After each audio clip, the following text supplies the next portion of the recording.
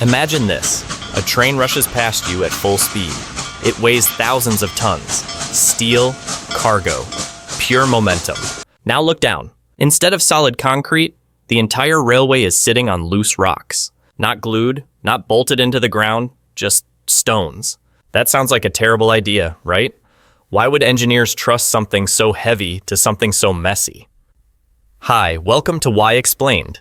Today we're uncovering why railway tracks are built on stones, and why this mess is actually brilliant engineering.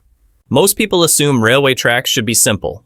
Solid rails, solid ground, maybe a giant strip of concrete underneath everything. That makes sense. After all, we do that with roads, bridges, and buildings. So when people notice the rocks for the first time, they usually think one of three things. It's cheaper, it's outdated, or engineers just never bothered to upgrade it. Some even assume it's temporary, like the stones are there until someone pours concrete later. But here's the strange part. Modern high-speed trains, carrying millions of passengers every day, still rely on the exact same rocky foundation. And that's where the real story begins. To understand the stones, we first need to understand the problem. Trains are ridiculously heavy. A fully loaded freight train can weigh several thousand tons. All of that weight presses down onto thin steel rails, which then press onto the ground below. If you place that much pressure directly onto soil, bad things would happen fast.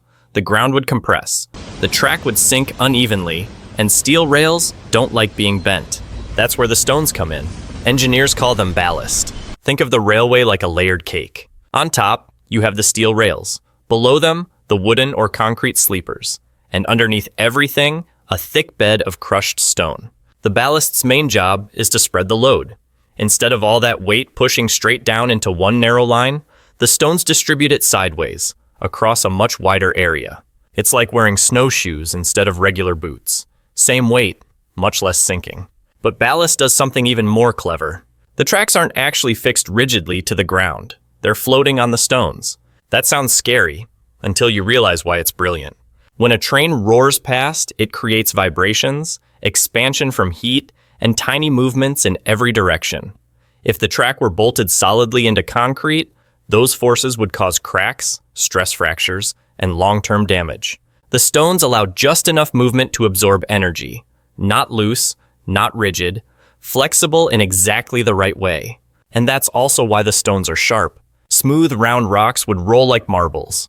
Under vibration, the track would slowly drift apart.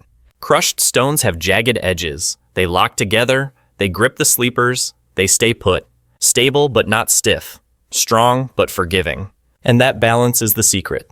But weight and stability aren't the whole story. The stones have two more enemies to fight: water and plants. Railways and water do not get along. If tracks sat directly on dirt, heavy rain would turn the ground into mud. Mud shifts. Mud washes away. And suddenly the track has nothing solid underneath it. Concrete sounds better, until it isn't. Water pools on concrete. That moisture seeps into metal, speeds up rust, and slowly damages the rails. Ballast solves this quietly.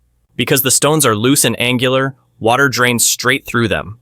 No puddles, no mud, no trapped moisture. It works like a giant natural filter. And then there are the plants. Weeds don't look dangerous, but their roots are. Roots break up soil, push sleepers out of position, and destabilize the track over time. A thick layer of sharp, shifting stones makes life miserable for plants. Roots can't dig in, seeds can't settle, nothing takes hold. So the stones aren't just support, they're drainage, they're protection, they're maintenance, built directly into the ground. All without motors, electronics, or moving parts. So those rough gray stones aren't there by accident, they're doing several jobs at once. They spread enormous weight, they absorb vibration, they drain water, they block weeds, and they quietly protect the track from failure, day after day. What looks like a messy pile of rocks is actually one of the most reliable engineering solutions ever invented. So reliable, in fact, that railways around the world have trusted it for nearly 2 centuries. Sometimes the smartest designs don't look high-tech at all. They just work, again and again, without asking for attention.